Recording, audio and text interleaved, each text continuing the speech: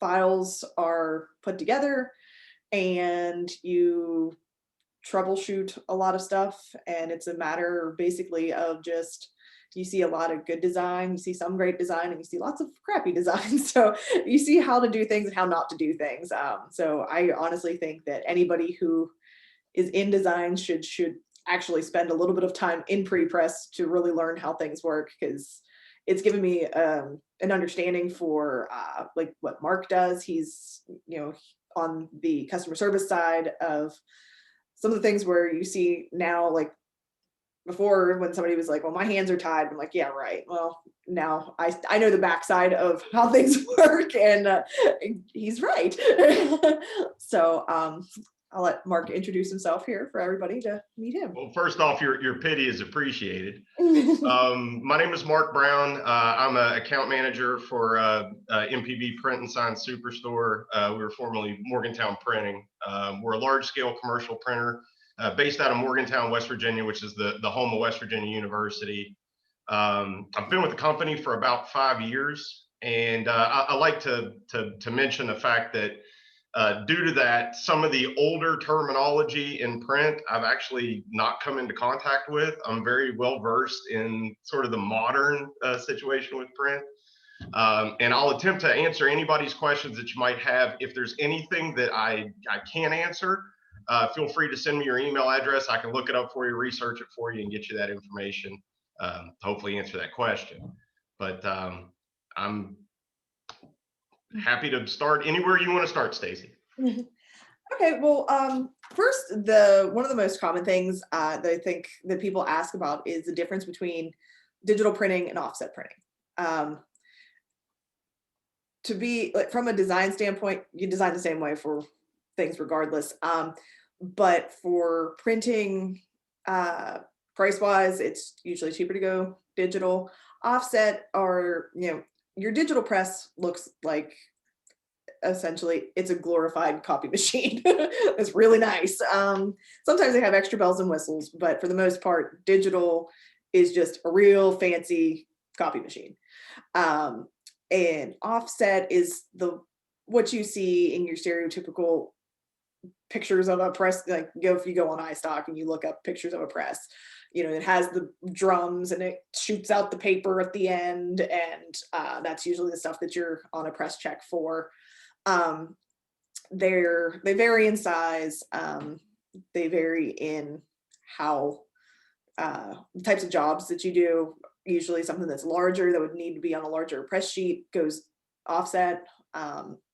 They use what are called plates, so that there's one plate per color for your CMYK. So usually 4 colors, or if you have a spot color, you have a 5 color, 6 color press, whatever it is, that color gets its own plate as well. So as it's rolling down, it hits your C, then goes through.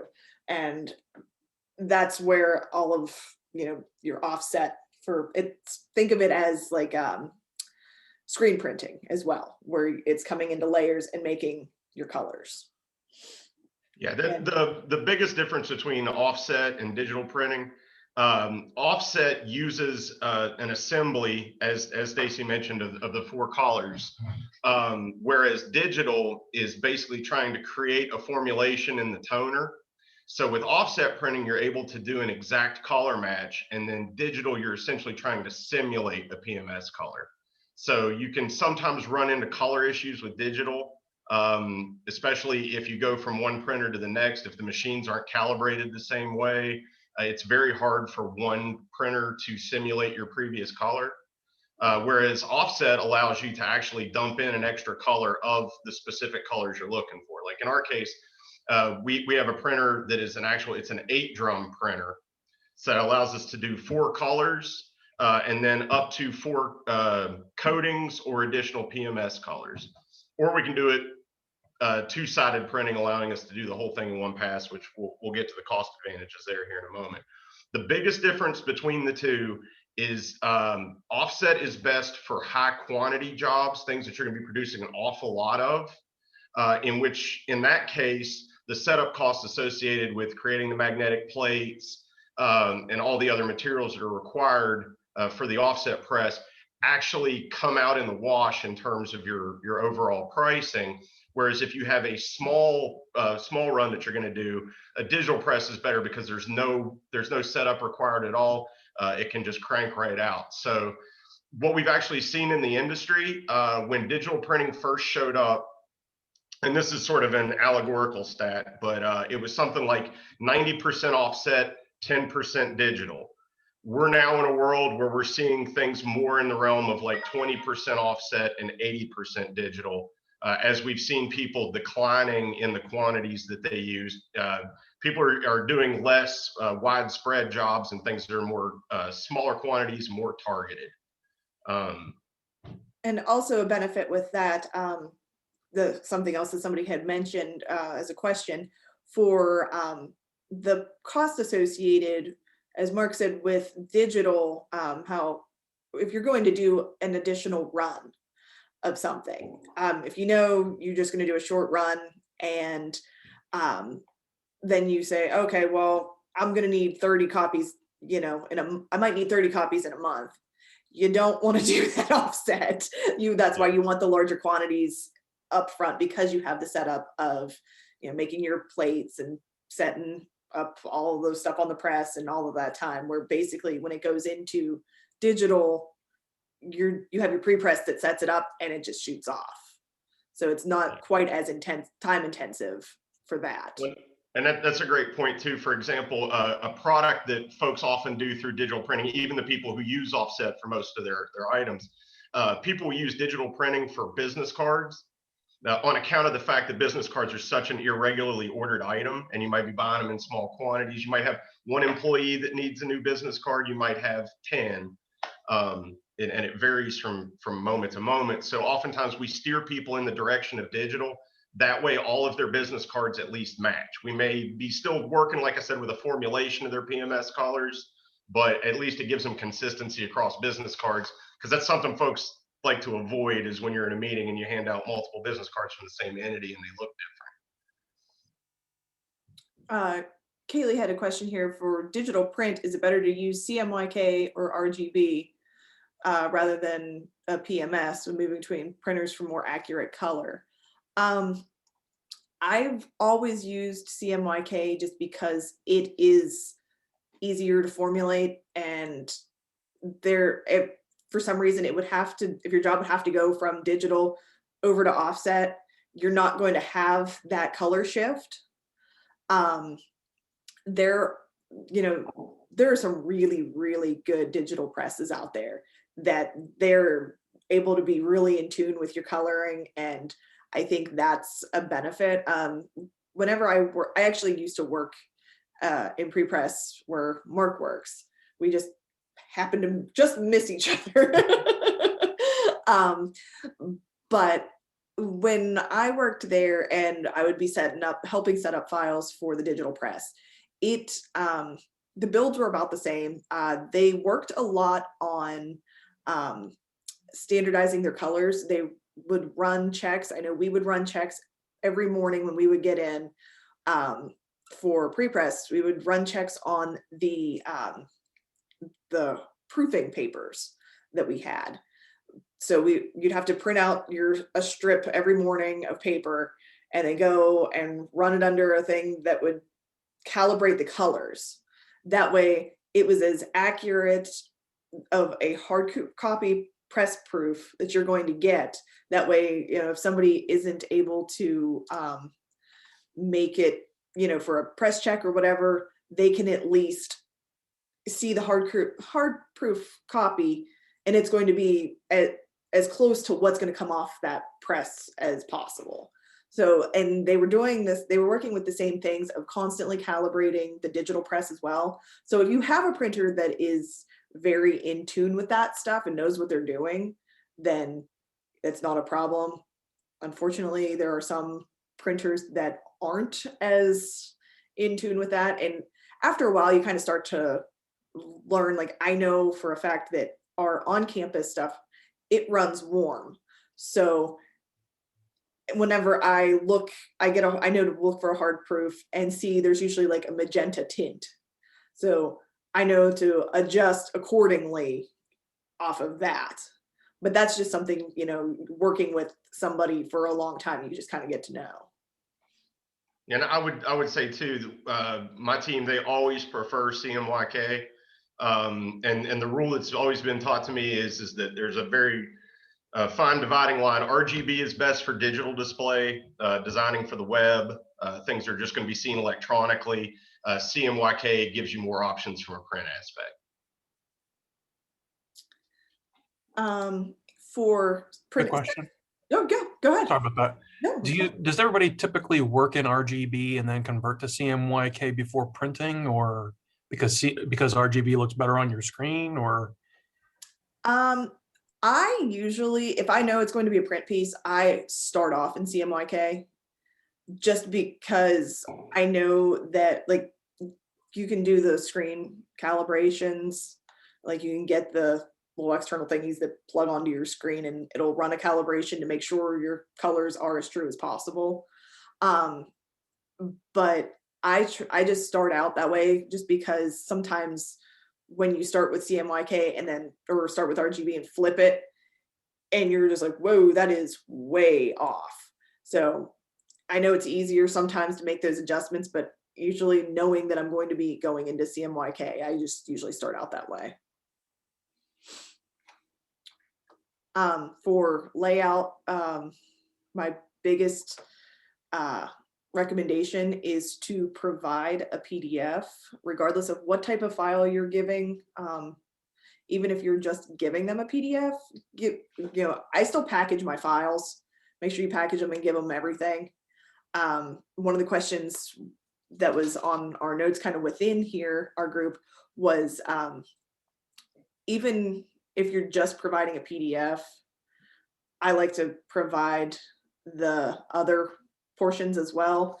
And that's just because to kind of save myself time, if something happens where they need to make an adjustment to something, make an adjustment, open up my file in Illustrator and go in and maybe something's running off the page or they need to check something. If they open it up in Illustrator and they don't have my fonts or they have something that's similar, sometimes I've seen where people have been like, oh, well, this Helvetica is close enough to this Helvetica. And with as fast as you're trying to push jobs through, unfortunately, a lot of that stuff get overlooked. And so as soon as they open that file up, and it could just be one little letter somewhere, or your spacing is off, and it could throw everything off.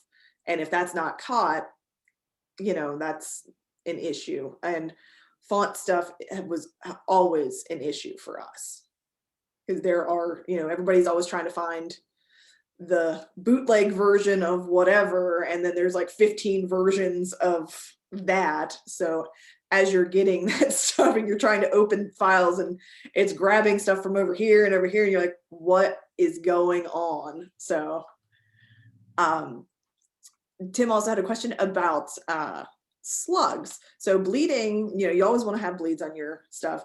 I always provide bleeds even when it doesn't bleed. Like I just provide it just because, because when you're putting it into an imposition, which is the setup on your press sheets, it always calculates for bleeds anyway. And if it knows that it doesn't bleed, the software does that for you. And so that's one of those things where you're just like, whatever, I don't care. I put it in, I put the PDF in, and then it does its magic, puts the pages where it needs to go, and it's done. The bleed, you know, so you always want to have bleeds. Slug, I have yet to really know, like Tim said in his message to everybody, that I think is an older thing that people did. Because the people had told me whenever I was working, I was like, am I supposed to be doing something with these slugs? Because I don't understand what this is for. And they were saying that it was like for notes and things like that for like for press people, which, like, to be quite honest, I just put mine off to the side. If I have a note that I'm going to be sending with the stuff, I make a text box off to the side because I know some of the pre-press people there. So I know that, like, to check that, but that, I think that's pretty much the main reason why slugs were born. Do you have an idea, Mark? Anything about that? No, it's actually, believe it or not, this is the first time I'd ever heard it referred to as slug. Oh, really? Yeah. Yeah, actually, I had to look it up. What's it But I mean, called? it's just a different term for, from what I could understand, slug was just a term that was used for all the ancillary information around the design that shows crop marks and things of that nature, fold lines. And historically, it was the name for the piece of metal when they were doing layout and typesetting. They would put a slug around the outside of their work area, and it was meant to designate the outside edge of Hmm. the print area, and they were just slugs of metal. Huh. And so slug comes from that definition. And then they would set their type. The squawking is my bird trying to get in on the conversation. Of ignore that. Everybody say hi, Lyric. Hi, Lyric. And so that's where that comes from historically, and it's just perpetuated and never just its function is no longer necessary for digital print, but it remains. Hmm. And people have just allocated it to, these are my notes to myself, or these are my special notes to the print shop because I want to make sure that they understand what I'm doing here. Right. So that's not what it's intended for, and that's not what its historic purpose was. And so that's my question is what is it for these days, and is it even necessary? And it's not so much that I can't do my job without knowing the answer to that, but I just thought I'd throw it out there because it was just a recent question that came up in that other Facebook forum. And I thought maybe somebody here today might have like well, yeah, here's why we continue to use it. Yeah. It does have a function and there's a reason for it, but I don't think there is. For 3 years, I've never seen anybody use it. Yeah, if you go to an old fashioned, they have lettered, a font is a literal typeface setting of all the metal letters that you put in a typeset printer, and they'll have big slugs of metal, and that's what the slugs are meant for, is to sort of outline your job and keep a space. I'm not even sure, I might be describing it improperly, but they were an item, they had a name, and it just carried over into that space that goes around the outside of your work area. Wow. Well, speaking of the outside portions, another question was the discussion of crop marks and trim marks and all the fun additional stuff. I don't know if anything has changed at MPB now, but when I worked there in pre-press, we actually removed those because when they're set up, it's right on the edge of your bleeds, which that's all fine and dandy, but the impositioning software that sets everything up, it puts that on for them. And it's beneficial to have, like, if you're printing out your own proof in your office, to put your crop marks on so you know where to cut it down. But I would imagine that it's kind of per printer what their preference is, but I know we would actually have to go in and we would have to remove all of that stuff, just because it did get in the way of additional layout that we had to do afterwards. So is that still the preference, Mark, for you guys? As far as I understand, yeah. I mean, I always default to telling customers that in the process, as much information as you can provide us as possible is always helpful. I kind of default, maybe this is because I'm a salesperson and not somebody in the graphics department, but I always default to saying, yeah, include it. Yeah, send it. Because anything that you do helps. I always say this about printing. It's a manufacturing process. And it's really a very collaborative sort of process between the production facility and the designer. And the more information the designer supplies us with, the less likely we are to make an error or to have something be different from how they would like it to be. It's good to have all that information. And as you had mentioned with that, I think that segues really nicely over to quoting a job. So I'm sure Mark gets all kinds of weird ways that that comes in. What is your standard preference? How to In work? terms of quotes. Yeah, like if I had a job quote, 'cause I mean, I know what I standardly give you, but maybe I'm not even giving you everything you need. I don't know. Well, I would say that, you know, most of, I always think of it this way, that in a quote, I generally need to know 6 pieces of information. One of them would be the size, you know, the size of the piece, and maybe I'm giving a bad example because I don't know that this would work in all cases, but you basically have the size of the piece, if the files will be submitted to us, what kind of proof you need, whether that's a PDF proof or a physical proof, the materials in terms of your stock, and then your color. And in your color, whether or not, if it's like a letter, if you're doing a mass mailing, whether or not that letter personalizes, that can be an important piece of information. And then finally, your quantity. Now, I left out bindery there because usually, this is kind of getting back to what I was saying, it's a bad example, but bindery details, you know, how you wish the item bound, page counts, other bits of information like that. The one thing I would say though, if there was going to be a rule of thumb, if you are very confident that you have all the specs for your item, go ahead and send it in via email. If you're not, if you've got some things that you might have a question about, always call your print rep and have them walk you through it to make sure that they get all the information from you, so that there isn't an error in quotation. Because that can happen. Sometimes if you get incomplete information, there can be a tendency among some people to just kind of bridge that gap with an assumption. And then if you don't catch that assumption on your quote, and then you activate the job later, the job goes to production, the assumption that estimator made will manifest in your finished product and maybe be something that you didn't want.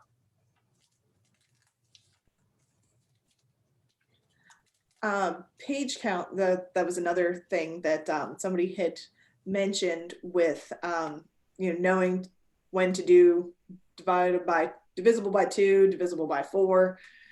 That's basically just a matter of, that's up to your binding. So if you're doing saddle stitched, which is, you know, paper folded in half and stapled, or I guess some people that are fancy actually have the stitching, that will be divided by 4. That number is always divisible by 4. Anything else is divisible by 2. That's just because when you're doing the saddle stitching, you always have to have something that folds in half. So it has to be, you know, 1, 2, 3, 4. But for any other type of binding, which could be perfect bound, which is like the glue bound with the nice, that you'd see on a regular book with the nice binding, or we have the coil bound books or comb binding. I feel like I'm missing a binding: perfect bound, comb bound, coil bound, saddle stitch. You know, those are like the most common ones.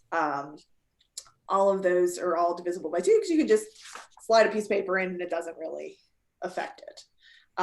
There are limits when you do saddle stitch, and I think that might vary by printer. I'm not really sure if that varies by printer or if there's like a hard and fast rule, but you can only saddle stitch so many pages together because of thickness.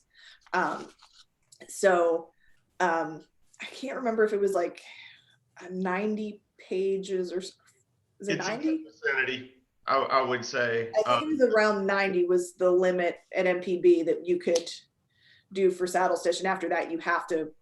Well, there's kind of 2 examples here, and they're on different ends of the spectrum. With saddle stitching, if you get up like Stacy said in the 80 to 90 page range, when you're talking about that many sheets of paper, you get what's called push out, where the next thing I was going to talk about. Yeah, the pages, the thickness, it actually, the inner pages have an effect, an offsetting effect on all the pages outside of them.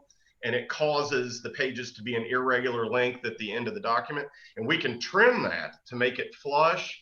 But what often happens is that the push out becomes so severe that our trim would actually cut content.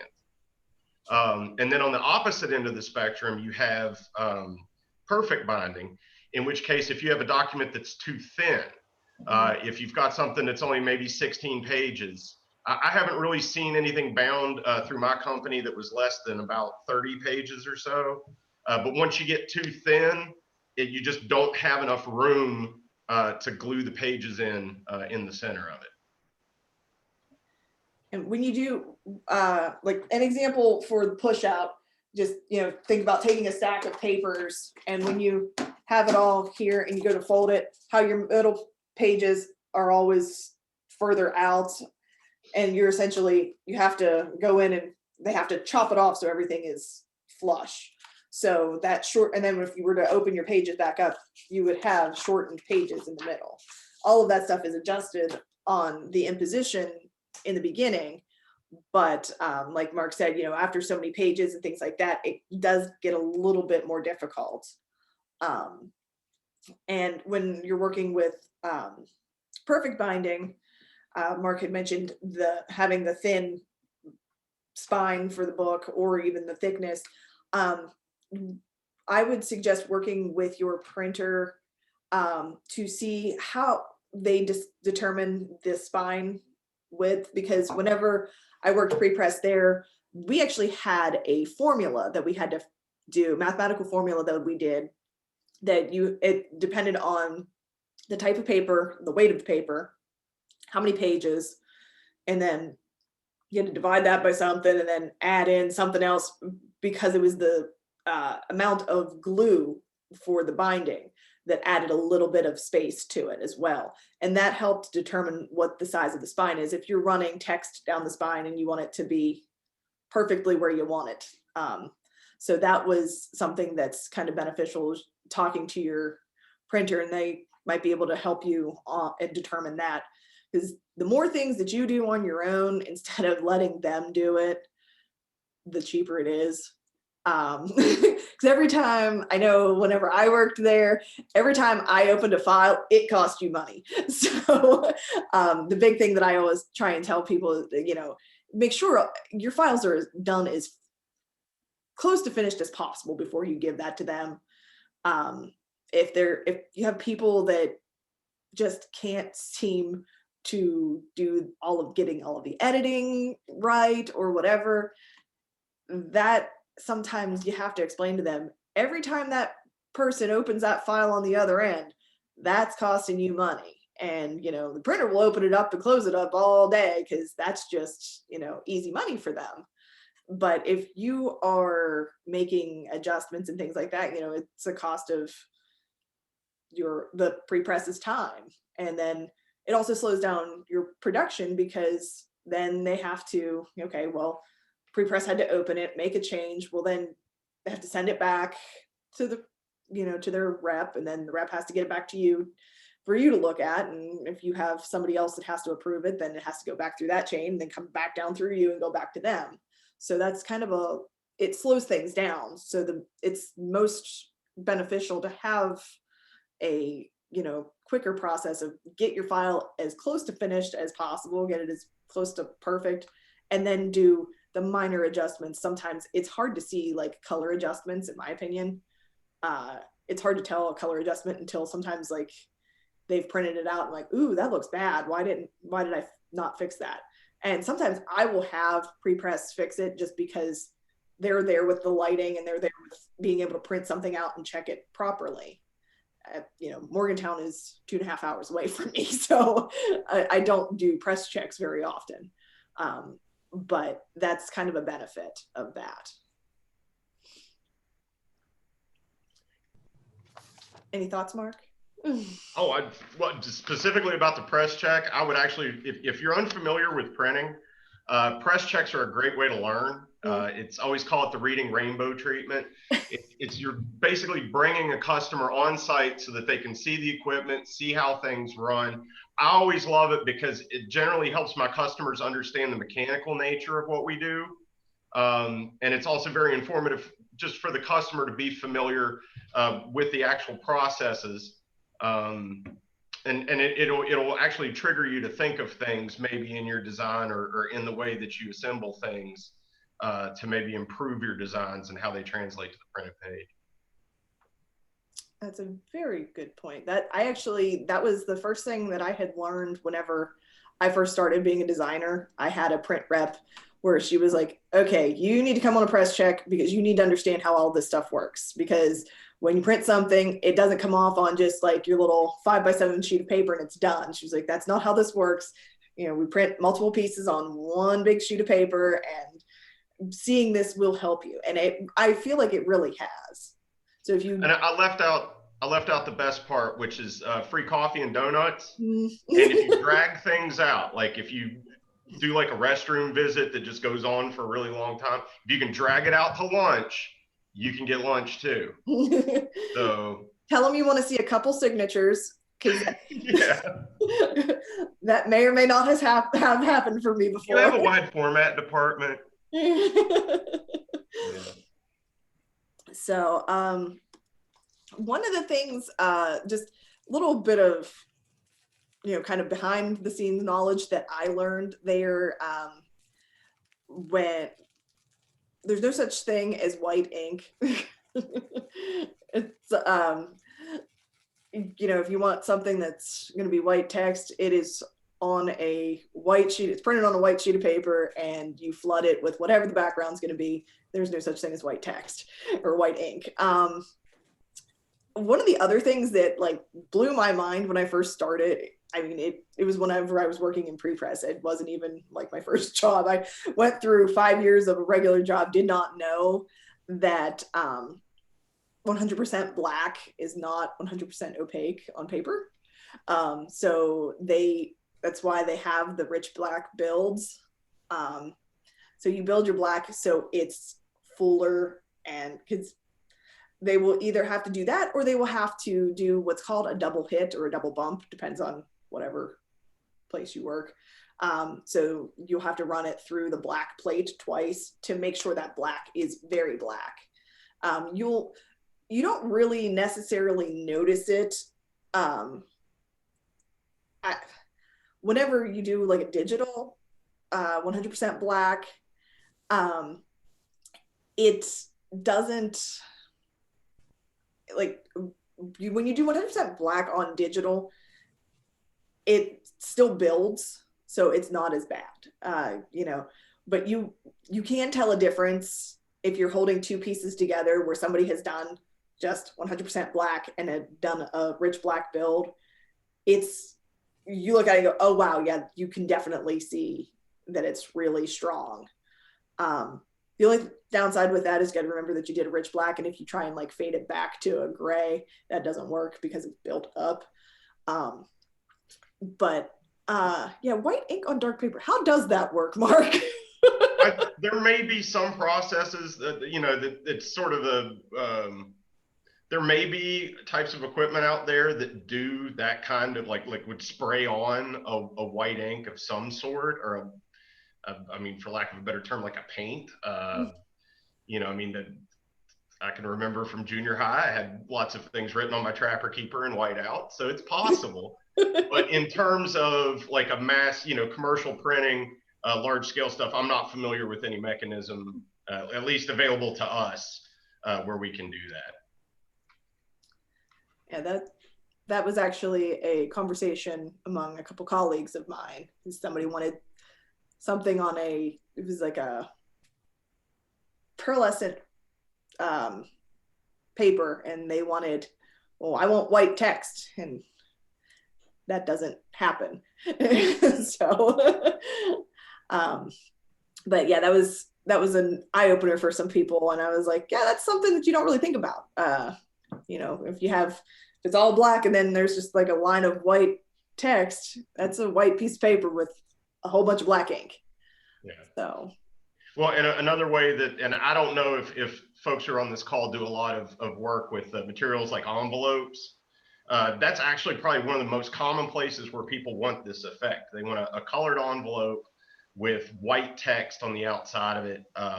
because I mean, admittedly, that imagery does pop. The issue as it applies to envelopes, though, is that those envelopes would have to be created from scratch and assembled, which can add anywhere between 4 to 8 weeks to your turnaround time. So a lot of the times it can kind of muck up the process. It's also a lot more expensive. It's a very expensive process. So it can be simulated in that manner, but it's a less efficient way of going about things, I think. I say that because I deal mostly with nonprofits, government agencies, and people trying to save money. And from the pre-press perspective, it's a pain in the butt to do one of those layouts for putting together one of those assembled thing. It's cool because I've seen people like put designs on the inside of the envelope, so whenever they open it up, it looks really neat. But my goodness, it is a lot of work. So let me think.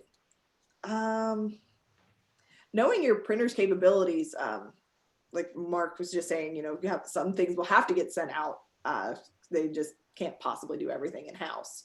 I find that it's important to know your printer's capabilities, to kind of know who you're working with, who the best person is to do the job. Like if I know there's a company that, does X, Y, and Z, but most of the stuff is they're saying, oh, well, we can do this. Well, of course they're going to say that, but they're sending it off down to some other company. There's going to be additional charges for all of that. So it is beneficial to know what your print company can do. And it's also beneficial to know what some of their machines can do.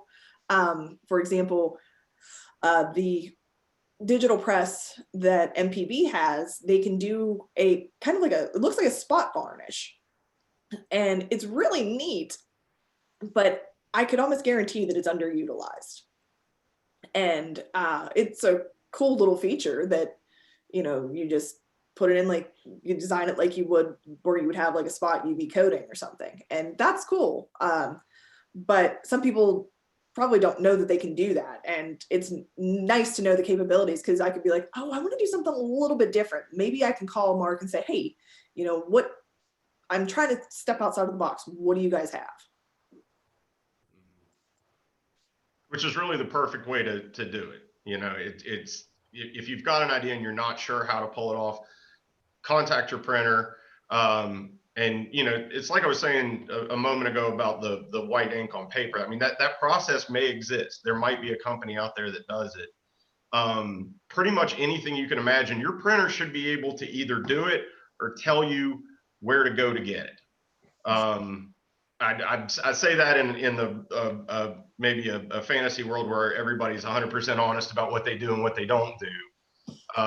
But in a lot of cases, that's usually just what I try to do. Is if we can't do something in-house, I just try to direct the customer towards somebody who can do that for them.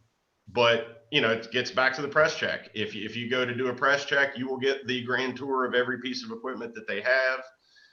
And like Stacy said, a lot of these features are underutilized simply because, I mean, for example, I'm a salesperson. It's sometimes tough for me to list for the customer all the things that our presses can do without glazing their eyes over and putting them to sleep. So oftentimes it's a lot easier if that question comes the other way, is, hey, Mark, I want to do this. How might I go about doing it? And we can generally try to find a way for you to be able to do it. I'm a big print nerd, so that stuff I'm like, ooh. I'm trying to think of some of the other stuff. Price breaks in the quantities.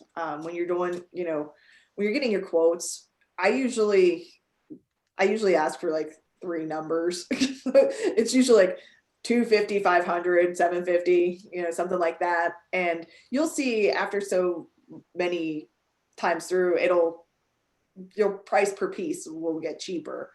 And there have been times where I've been like, okay, well, if we go just a little bit more, will it be that much of a difference? Because if I'm close to a price break and, you might be able to get a few hundred more for just a little bit more money. And so sometimes, talking to your rep is beneficial in that department as well. Is that easy to tell, Mark, like where your price breaks are? I mean, it varies from project to project. I think my estimators could probably answer that question better.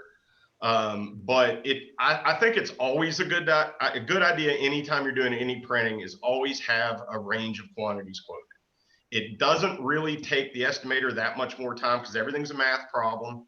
It's mostly being done by computers anyway. So if you request additional quantities, you can see what that sliding scale is, and then base your purchase on estimated future use.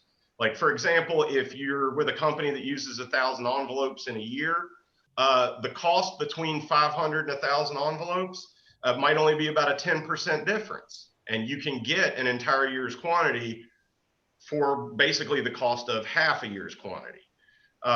So we always try to steer people in the direction of doing as much as they can. Whenever they're doing one run, if you're paying for the setup cost, you may as well go ahead and do it if you don't have plans to rebrand within the next 12 months. I have a related little story if you'd like to hear it. Sure. I work for the Ohio State University. We have an in-house printer, and quite a while back, I'm not sure of all the particulars, but it came to our attention that somebody spoke with a rep there, and most of our print publications were coming out 8.5 by 11. And they said if they worked it out that if we could reduce the page size of our publications by, I think it was an eighth or a quarter inch, I think it was only an eighth of an inch or something, that it would drastically reduce the price of our publications. It felt like it was like half the price just for that. And nobody feels the difference between 8.5 by 11 and that slightly smaller page size on your publication. And one of our clients is 4-H for all of Ohio. And a lot of our books, you're not going to see this because my background thing is set up. A lot of our books are that size, 8.5 by 11. And these kids are buying these books. They don't have a whole lot of money. But, one of the people on our call here is Martha Filippic. She might be familiar with that way back when.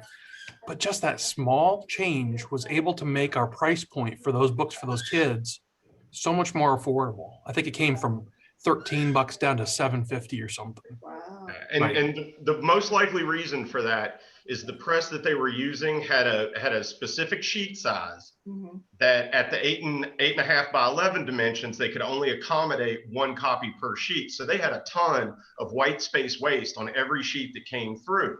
And by narrowing it down, you're able to fit 2 up, which means you can do twice the quantity with the same amount of paper.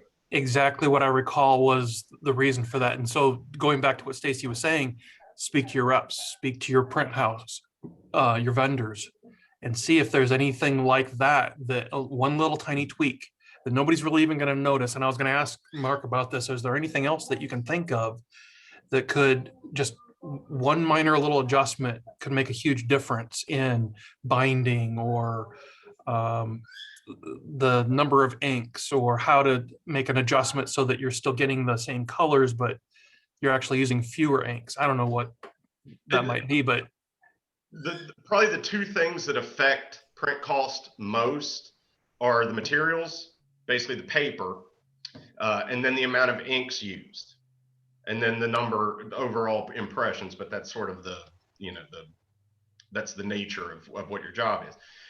Things that you can do to reduce ink costs would be to plan your publications out so that photographs, images, anything that uses a lot of color winds up ganged on the same signature. So like, let's say, for example, you've got a 12-page piece and you got a full color cover, and then you have some photos sort of scattered out on the inside. If you can consolidate all those into the center signature, the other signature can be done in black only, or black only plus one color, or however the design works out, and save you money in that fashion. So when you're running that job, are you actually doing like a 4-color print run on just a couple of sheets, and then you send other sheets through in just one color, and so you save on the number? the amount of ink that you're using? Is that how it Well, works? if it's offset, if you just have one color, so like let's say for example your one color is just black, then when the black only pages come through the machine, the black drum is the only one hitting the paper. The other three colors are suspended. So it's actually done in line in the same process. Gotcha. So is it that you're looking at the volume of ink that's been used? And so because many pages have gone through only using a one ink, the CMY drums, they don't use as much ink, and so your cost has been reduced. Right. Materials are going to be less. And you haven't had to make the plates for those other ones as well. So, because your plates are essentially like a big old stamp. So that's Gotcha. like the best way that I could Right. understand it. They had to break it down for me. They're like, You've "Hey, not created an item that needs to be used in the printing process, and therefore you're not incurring that cost. right, So as a designer, if you're doing a 12 page and you've got color on the cover and color on just a 4-page signature on the inside, there's pages that are only black. Mhm. You're saving on cost by, as a designer, making sure that all of the color isn't on every single page throughout. Right. If it's grouped together on the same signature, it allows other signatures to be cheaper. Whereas if you had like one photographs on each page staggered throughout, we would have to do the entire thing as a 4-color. Neat trick. Also, Okay. I work with a lot of nonprofits. one So you would thing- go back to somebody and say, hey, if you just Oh, yeah. were able to move this one photo onto this Mhm. page, Yep. we could save you $700 on your entire job. Right. Very cool. One neat trick that I found whenever I worked in pre-press, and this was just kind of like somebody you knew who knew their printing for some of the jobs that came through. 'Cause I was like, oh, that guy's totally he's got insider knowledge. There was somebody at, I can't remember what college it was, but he used to work at a print company, so he understood how to gang jobs. And ganging is when you do multiple jobs on the same sheet, the same press sheet. So the guy would know how large of a press sheet we would run. So we usually ran, was it 20 by 26 sheets or something like that? I know it was a 26-inch sheet. And he 18 by 26. Yes, thank you. I'm surprised. How did I forget that? That was like burned in my brain been for a long years. time. Yes. But he knew the dimensions of the sheet. He knew how they set up the impositions. And he knew that if you did jobs, just like you had mentioned, Tim, on, if my job is this much smaller, I still have, 4 inches of space that's not being used. He would run a postcard with it, or he would run a business card with it. Business cards. Yeah, I've heard about that. It always irritated people so bad because we would have to do that stuff by hand, like the impositions, because that's not, no, that's not in our system. But you were just like, dang, that guy knows what he's doing. Because, I mean, he doesn't have to pay for additional setup. He doesn't have to pay for additional plates. He doesn't have to pay for additional anything. And I was like, that guy knows what he's doing. And he's able to run those extra things through with his stuff. And it was like, smart thinking. I'm probably sure that did not make accounting very happy. But yeah, that was one of those things. Does that A smart thing that somebody knew, does that increase cost for like cutting all of that out of a page though? Mark There might be some trim costs, but it's not going to be anything like doing the job separately. Okay. Yeah, if you've got 2 separate jobs and you're doing postcards and the 8.5 by 11 sheets, that's going to be far more costly than ganging it. Gotcha. I mean, you're not going to make any friends in the bindery, but Right. those people are usually pretty disgruntled anyway. Well, and let's be honest, Stacy, if everything's working right, all your communications are focused through an account manager who hears all of those problems and makes sure that you never hear them. That's right. And you're giving your bindery people a challenge for once, and it's making their day a little more lively. Or not, I don't know. I remember working with those people. They were I'm trying to think of some like common pet peeves. One thing that, like, from working pre-press, one of the things that was a big headache was jobs that came in that were designed in Word or PowerPoint or Publisher. And they wanted like high quality stuff. And I'm like, that doesn't work. Wait, can you design in Publisher? I mean, is that even within the realm of physics of the universe? Is that even possible? Design is a relative term. And I do have customers who do it. Ah, Well, you know, a lot of it has to do with software competency. That there were a lot of folks who maybe learned Publisher in the Before past. I was born. You know, maybe they were using it for inner office or something, and yeah, I don't know, but we see them. We see all types of files. Actually, that was the common pet peeves with regards to files.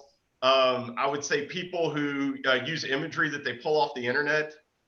You know, obviously not stock photos, but like we get a lot of people who send stuff through that's been designed using photos that were taken from Facebook, even though Facebook dulls down the resolution of every single photo that you post on there so that it can be under, I think it's like 96K.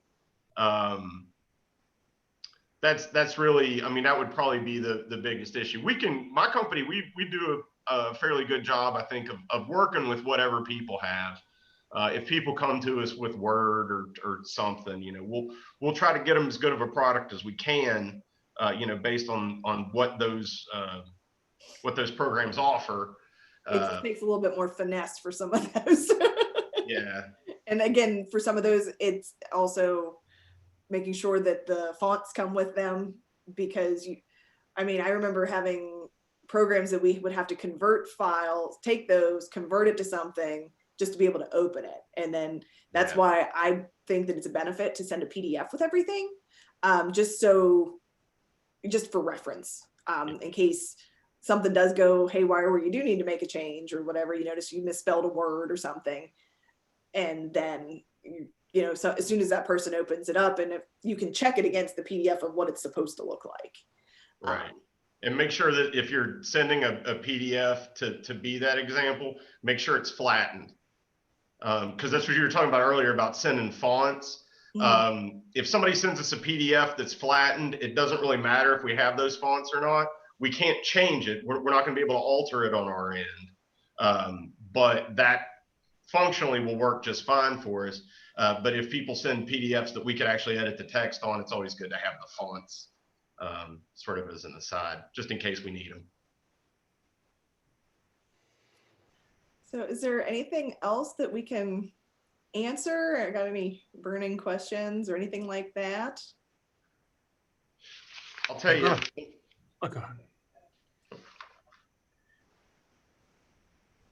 Good, Mark. I was just going to say that you got a note on here about preferred turnaround time versus real turnaround time, and then a half-felt apology to me. I'll tell you, this is a great chance for me to say this, because I always try to tell people this as much as possible.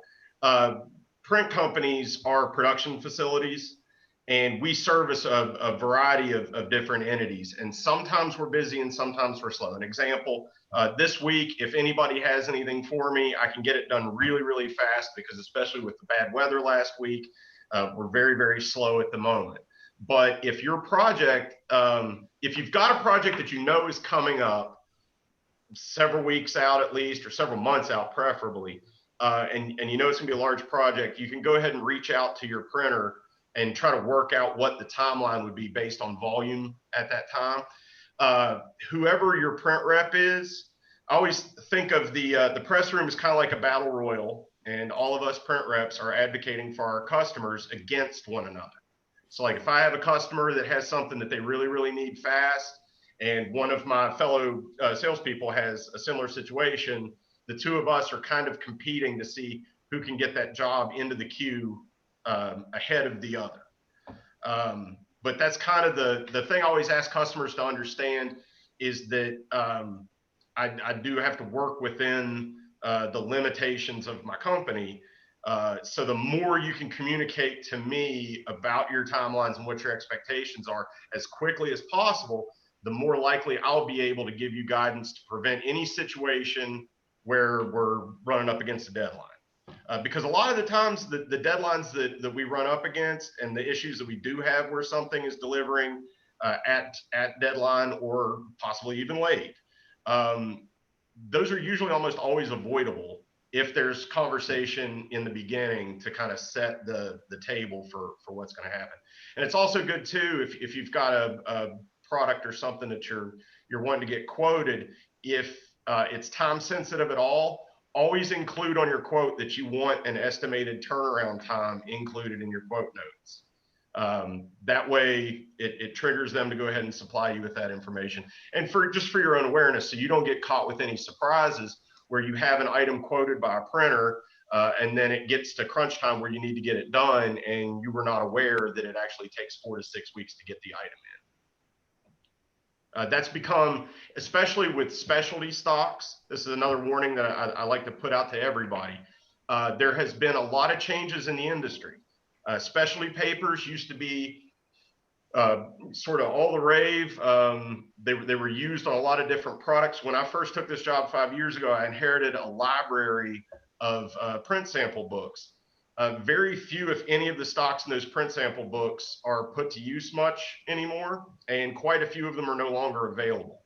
So if you're doing any kind of work on a specialty paper, always be conscious of the fact that the paper could be discontinued. Even if you have a recent swatch book from within a year or two ago, the paper could be discontinued, or it could be really hard to find. Some mills will only produce papers at certain times. So for example, I had an order about a month ago where someone was trying to get a pearlescent paper, and the only mill that we found that had it only replenished their stocks in 6-month varieties, and they had just run out.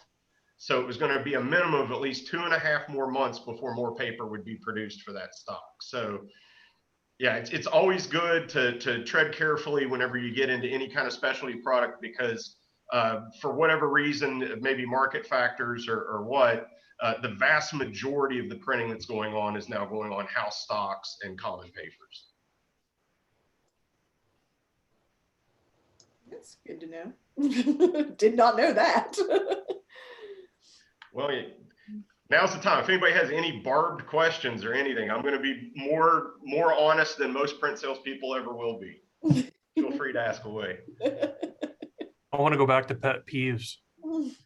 What about a 40-page document that still has like 1 or 2 images are still in RGB, or one of the colors on the palette was a spot color, but it's actually a 4-color process in the swatch. How do you deal with those? Do you make it work, or is that something as a designer we really need to clean up? Graphics will kick that back to me and have me request new files with the error fixed.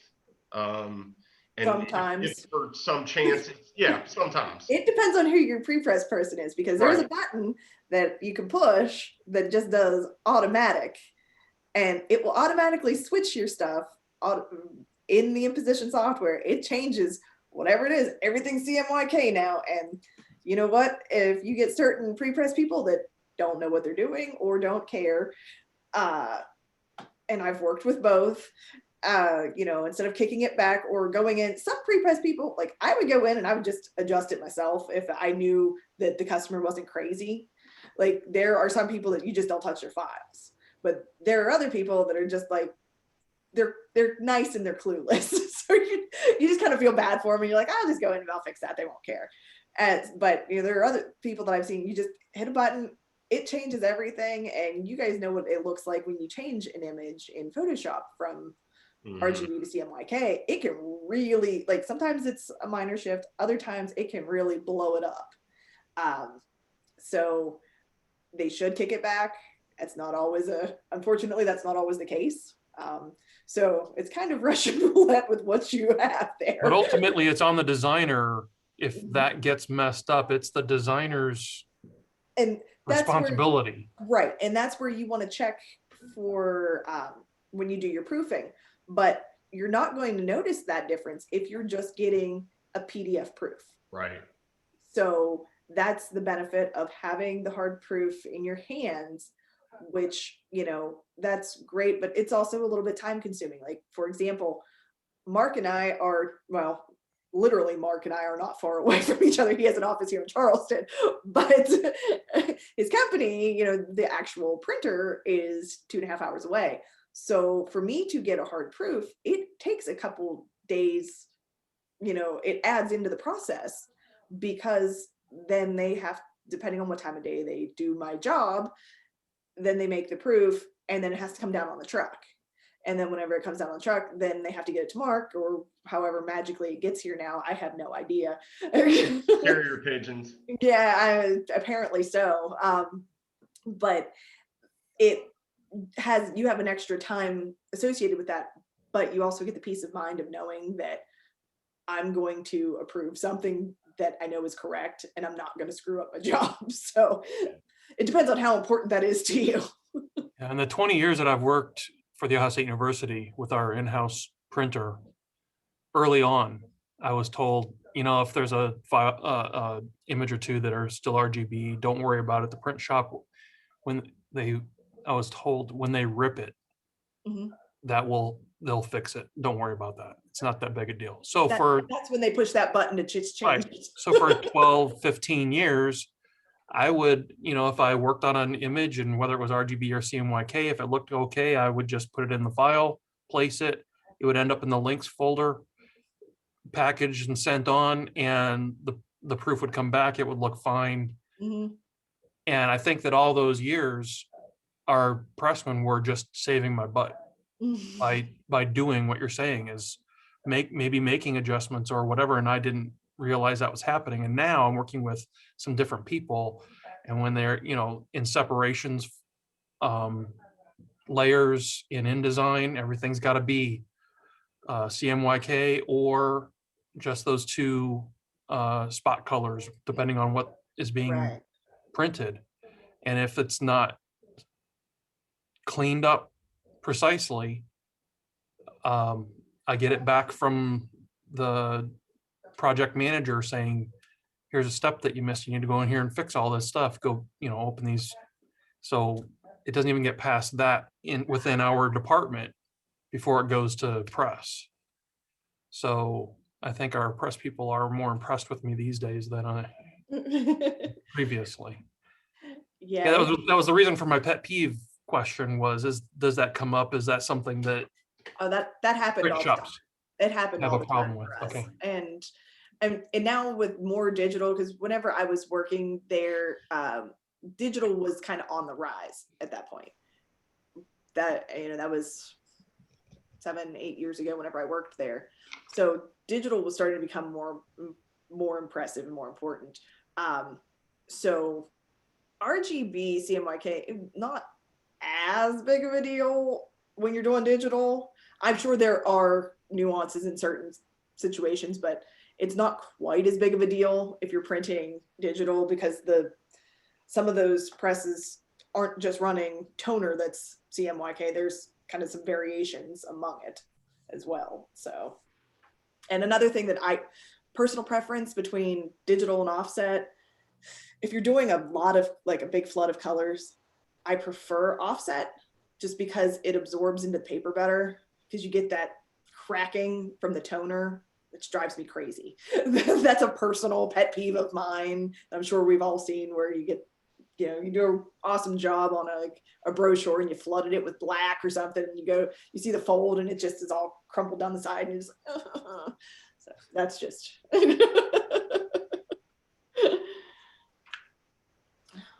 but, well, thank you guys so much for joining us and chatting with us. If I can just toss this out here, MPB, hold on.